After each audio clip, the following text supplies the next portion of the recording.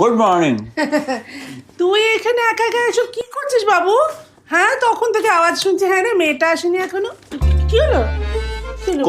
কোন মেয়ে মা? এখানে কোনো মেয়েটে আসে না। ঠাকুর ঘরে কে রে? আমি তো কালা খাইনি। আরে বাবা, আর কোন মেয়ের কথা বলবো? আমি তো তোর কাজের মেয়েটার কথা বলছি। ঠিক আছে, যে এখানকার সব গদ্দর পরিষ্কার টরিষ্কার করে সে। কাজের মেয়ে? তাই বলো না, এখানে সব কাজের মেয়ে সিস্টেম নেই মা, জানো? এখানে সব কাজ নিজে করতে হয়।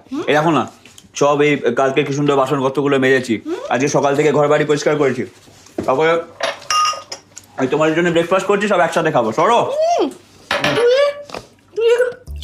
বাবাই বাবাই রে, বলো। আমি তো তোকে কুটোনে রে দুটো করতে দিতাম না।